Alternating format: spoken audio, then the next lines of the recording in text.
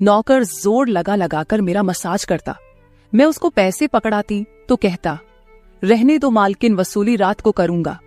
मैं कुछ समझ नहीं पाती। जैसे जैसे वह मसाज करता मुझ पर खुमारी बढ़ती ही जाती और मैं सुकून से गहरी नींद सो जाती। लेकिन एक रात मुझे नींद नहीं आई। मेरे तो होश उड़ गए जब उस रात मसाज करते करते उसने, मेरा नाम दामिनी है, मैं बहुत खूबसूरत थी, इसीलिए शादी से पहले हर दिन मेरे लिए रिश्ता आता था। मैं अपने माँ बाप की इकलौती बेटी थी, इसलिए मेरा बाप चाहता था कि मैं डॉक्टर बनकर उसका नाम रोशन करूं। मगर जब मेरे लिए इतने अच्छे रिश्ते आते थे तो मेरी माँ मुझे कहती कि तुम अपनी पढ़ाई छोड़ दो ताकि मैं तुम्हारी शादी कर दूं। मगर मैं अपनी माँ से कहती थी कि मुझे तो डॉक्टर बनना है। मगर यह सुनकर मेरी माँ को गुस्सा आ जाता था और वह कहती थी कि तुम अभी शादी कर लो, ये डॉक्टर की पढ़ाई बाद में कर लेना। मगर मेरा बाप नहीं मानता था, इसलिए मेरी माँ एक बुजुर्ग बाबा के पास गई और उनसे कहा कि मैं अपनी बेटी की शादी करना चाहती हूँ। मगर उसका बाप नहीं मान रहा। कोई ऐसा ताबीज दो कि उसका बाप शादी के लिए फौरन मान जाए।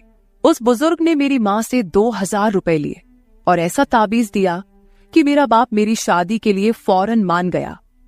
ये रिश्ता दरअसल मेरे बाप के दोस्त ने अपने बेटे के लिए मांगा था और कहा कि आपकी बेटी शादी के बाद भी डॉक्टर बन सकती है। ये सुनकर मेरे बाप ने उससे शादी के लिए फौरन हाँ कह दिया और मैं विदा होकर अपने ससुराल आ गई। मेरे ससुराल वाले बहुत अमीर थे, इसलिए मैं और मेरे पति अलग घर में रहते थे। मेरा पति अपने बाप का बिजनेस संभालता था, इसलिए वह सुबह से शाम तक बिजी रहता था। मैं उसके घर गई तो वहां का ऐशो आराम देखकर मैं चौंक गई। मेरे पति ने मेरी सेवा के लिए कई नौकरानियां रखी हुई थी, मगर उसका एक नौकर धीरे धीरे मेरे करीब आने लगा। उस नौकर ने मुझसे कहा कि मैं यहाँ काफी सालों से काम कर रहा हूँ और आपके ससुराल वाले मुझे बिल्कुल घर के मेंबर की तरह ही समझते हैं। ये सुनकर मैंने भी उसे खास अहमियत देना शुरू कर दी। वह एक दिन मेरे कमरे में आ गया।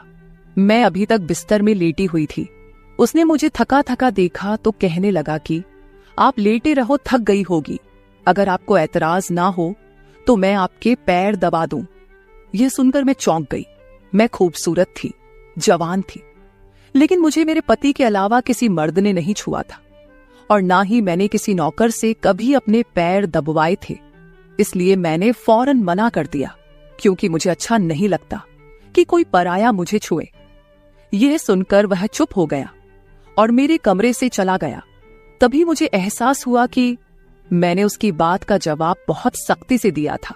शायद वह पहले भी मेरे ससुराल में ऐसे काम करता होगा, मगर मैंने साफ इनकार करके उसका दिल तोड़ दिया था। दरअसल मैं बहुत नरम दिल थी, इसलिए मुझे बाद में अफसोस होने लगा। मैं उसके बारे में सोचने लगी कि यह नौकर तो काफी जवान और खूबसूरत है, मुझे इससे पैर नहीं दबवाना चाहिए था। शायद मेरे पति को यह बात अच्छी ना लगे। अगले दिन भी ऐसा हुआ। नौकर ने यही बात मुझे दोबारा कहा। मैं उस दिन बहुत थकी हुई थी, इसलिए मैंने अपने पैर बिस्तर से नीचे कर लिए और उससे कहा कि तुम मेरे पैर दबा दो। यह सुनकर वह खुश हो गया और उसने मेरे पैर दबाने शुरू कर दिए।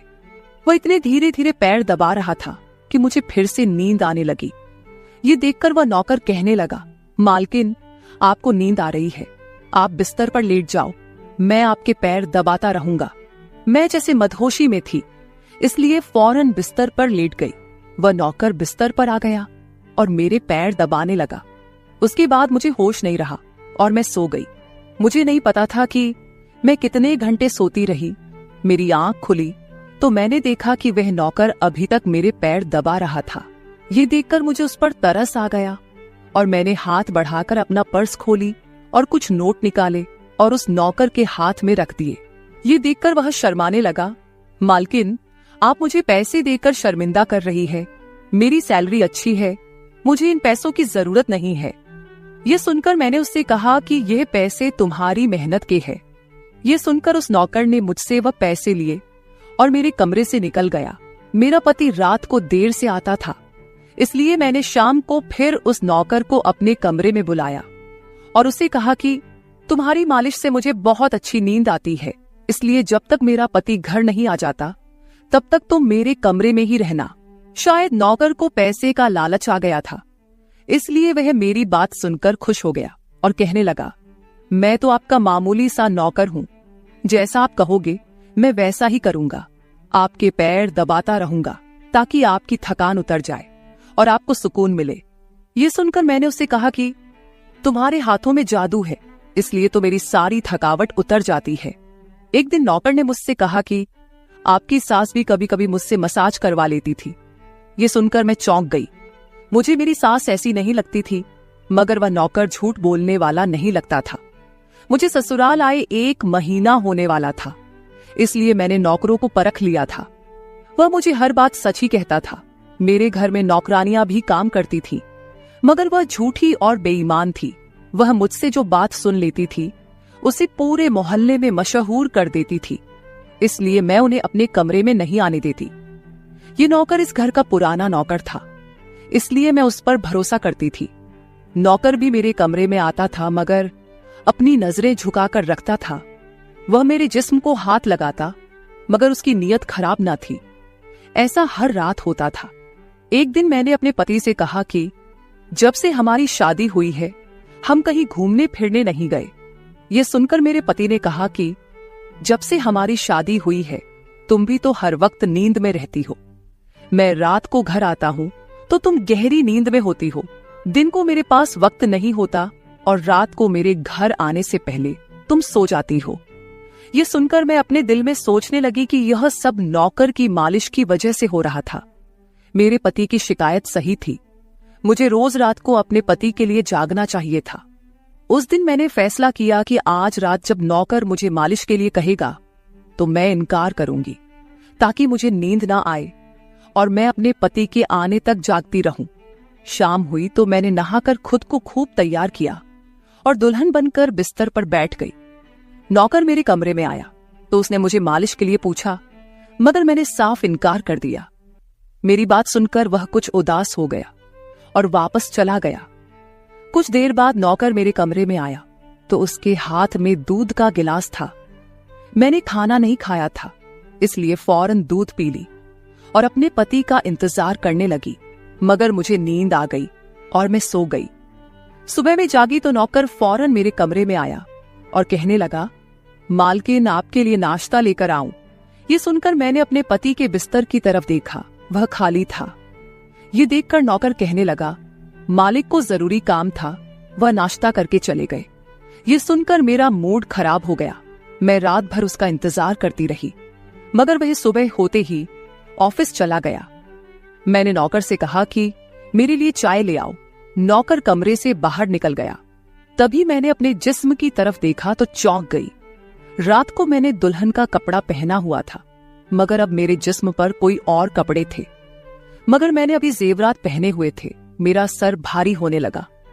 मुझे यह सोचकर चक्कर आने लगे कि रात को मेरे साथ क्या हुआ था और मेरे कमरे में कौन था और उसने मेरे साथ क्या किया था, मगर मुझे कुछ याद ना आया। मेरा दिल घबराने लगा और मैंने अपना सर पकड़ लिया। मेरा पूरा जिस्म दर्द कर रहा था, इसलिए नौकर चाय लेकर आया तो मैंने उससे कहा कि मेरा जिस्म दबा दो। यह सुनकर वह बिस्तर पर आ गया और मुझे दबाने लगा। उस दिन मैं देर तक बिस्तर पर पड़ी रही। उस दिन मेरे पति अचानक घर आ गए। मैंने उसे देखा तो उस पर बरस पड़ी। मैं रात को तुम्हारे लिए दुल्हन बनकर जागती रही, मगर तुम नहीं आए। ये सुनकर मेरे पति कहने लगे, मैं रात को कमरे में आया तो तुम गहरी नींद में थी, इसलिए मैंने तुम्हें नहीं जगाया। ये सुनकर मैं चौंक गई, मगर मेरे कपड़े किसने बदली किए और नींद पूरी होने के बावजूद मेरा जिस्म क्यों दर्द कर रहा है। मैं उलझ गई थी। मेरे पति कहने लगे, अच्छा ठीक है, मूड खराब करने की जरूरत नहीं है।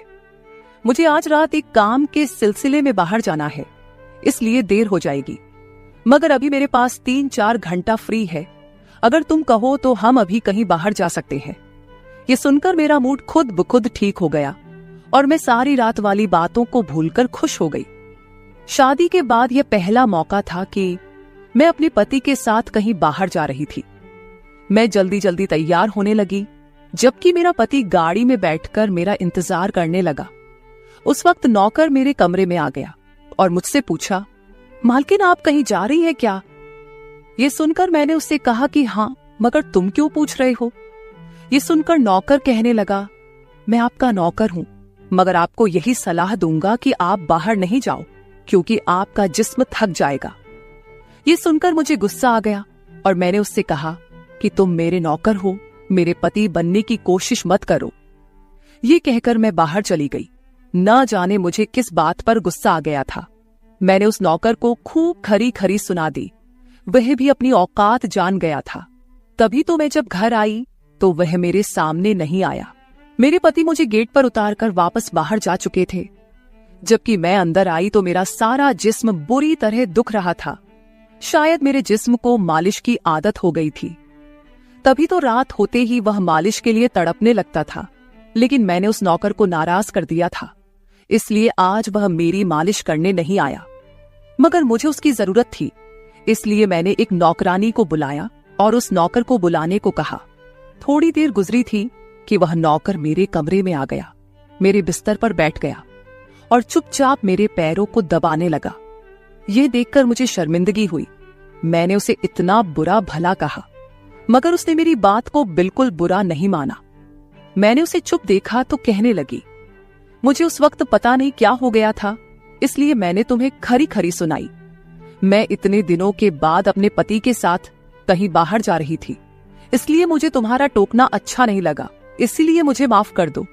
मैं उसकी मालकिन थी और उसे इस काम के पैसे देती थी, मगर अब भी मुझ में इंसानियत जिंदा थी, इसलिए मैंने मालिक होकर भी नौकर से माफी मांग ली। क्योंकि वह भले ही नौकर था, मगर वह एक इंसान भी तो था। मेरी बात सुनकर वह नौकर कहने लगा, मैं आपका नौकर हूं, इस काम के लिए मैं आपसे सैलरी लेता हूं, इसलिए आपको हक है, आप जो चाहे मुझे कह दे। ये सुनकर मैं चुप हो गई, मगर मैंने सोच लिया था कि आइंदा इससे ऐसा कुछ नहीं कहूंगी।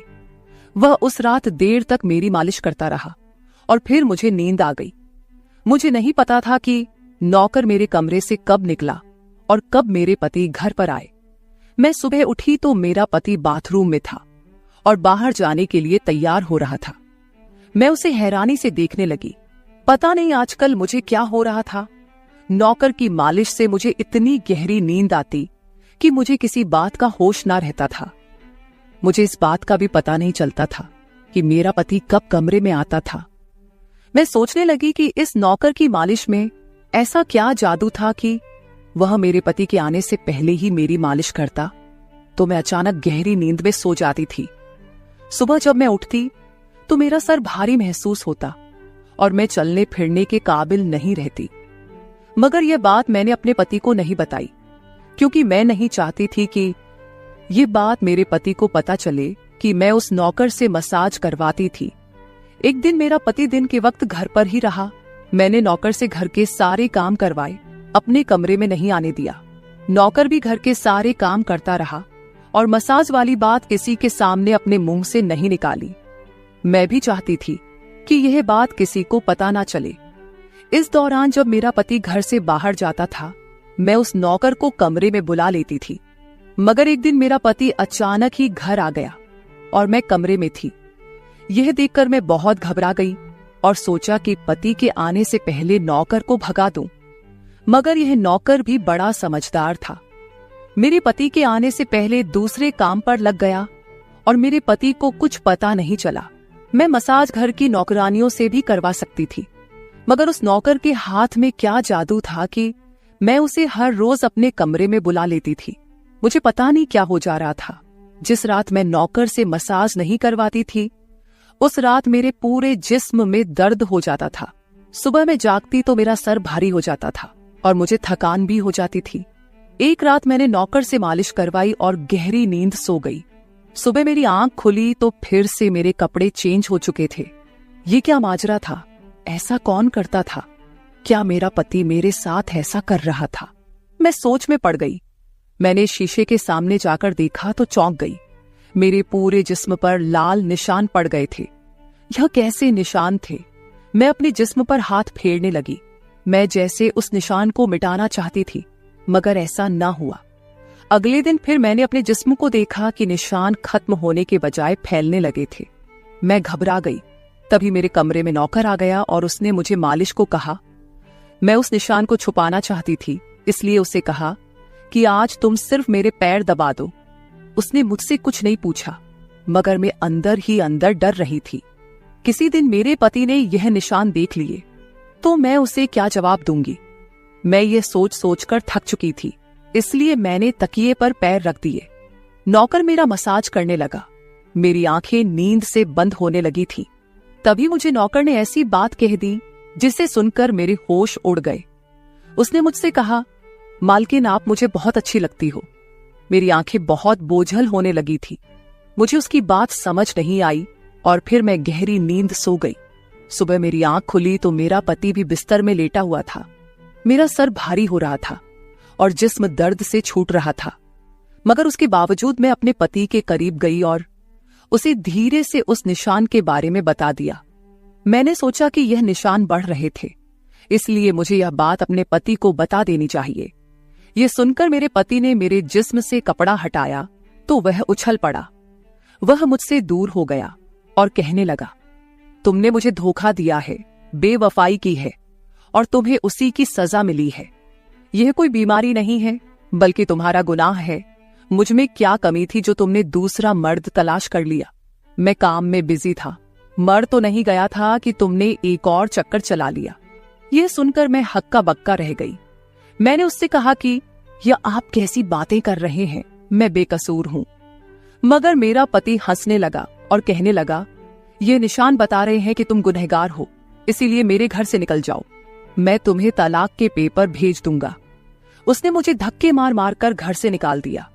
मैं रोते हुए अपने माँ बाप के घर आ गई और उन्हें अपनी बेगुनाही का यकीन दिलाया। वह मेरे अपने थे, इसलिए उन्होंने यकीन कर लिया। उन्होंने कहा कि वह मेरे पति से बात करने जाएंगे, मगर उनके जाने से पहले ही तलाक के कागज आ गए और मेरी हंसती मुस्कुराती दुनिया उजड़ गई। मैं इसका जिम्मेदार किसको ठहराती? कोई भी तो नहीं था। मैं कई दिनों तक रोती रही। मुझे ऐसा लगने लगा था जैसे मैं मरने वाली थी।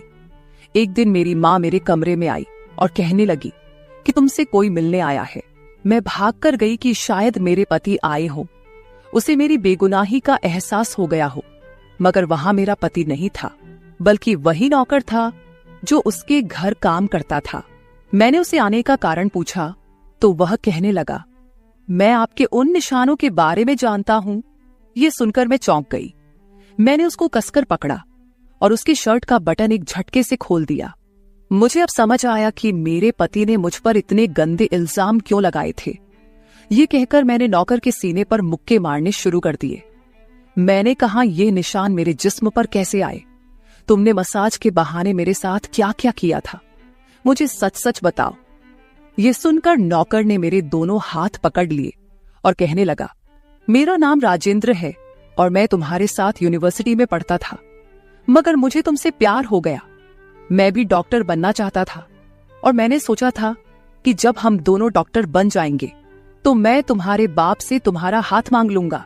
मगर एक दिन तुम्हारी सहेली की जुबानी मुझे पता चला कि तुम्हारी माँ तुम्हारी शादी जल्द करना चाहती है, इसलिए मैंने डर कर तुम्हारे घर रिश्ता भेजा। मगर तुम्हारे बाप ने इनकार कर दिया और कहा कि मैं अपनी बेटी की शादी तब करूंगा जब वह डॉक्टर बन जाएगी। इसलिए मैं टेंशन फ्री होकर अपनी पढ़ाई करने लगा। मुझे एक हफ्ते के लिए अपने कजिन की शादी के लिए शहर से बाहर जाना पड़ा। तभी तुम्हारी शादी हो गई। वह यह सब मुझसे कह रहा था और मैं चुपचाप उसे देख रही थी। जब मैं वापस आया तो मेरी मोहब्बत किसी और की दुल्हन बन चुकी थी। मैं तुम्हारे प्यार और दीवानगी में तुम्हारे ही घर का नौकर बन गया ताकि मैं तुम्हारे करीब रह सकूं।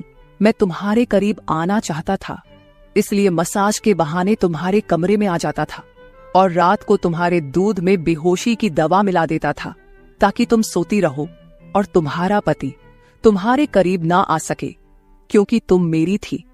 मैं तुम्हें किसी और के करीब नहीं देख सकता था। ये सुनकर मैं हक्का बक्का रह गई। क्या तुमने मेरे साथ कभी कुछ गलत किया? ये सुनकर उसने मेरा हाथ अपने सर पर रख लिया और कहा, मैं तुमसे प्यार करता था, इसलिए तुम्हारी इजाजत के बगैर मैं तुम्हारे साथ कुछ नहीं करना चाहता था। ये सुनकर मैंने उस निशान की तरफ इशारा किया जो हम दोनों के जिस्म पर थे। ये सुनकर वह हंस दिया और कहा कि मैं डॉक्टर हूं और यह सिर्फ इन्फेक्शन है। ये मैंने इसलिए किया ताकि तुम्हारे पति को हम दोनों के ऊपर शक हो जाए। ये कहकर उसने मुझसे माफी मांग ली और मैंने पूरे 1 साल उसे सजा देने के बाद माफ कर दिया और फिर उसके साथ शादी कर ली। तो मेरे प्यारे दोस्तों, ये थी हमारी आज की छोटी सी कहानी। आपको ये कहानी कैसी लगी कमेंट करके जरूर बताएं। अगर आपको ये कहानी पसंद आई हो तो इसे लाइक करें और अपने दोस्तों के साथ शेयर करें। अगर आप ऐसी ही और भी इंटरेस्टिंग और रोमांटिक कहानियां सुनना चाहते हो तो चैनल को सब्सक्राइब जरूर कर ले और बेल आइकॉन ऑन कर ले ताकि आपको मेरी हर कहानी समय पर मिल सके। कल मिलेंगे एक और नई कहानी के साथ। धन्यवाद।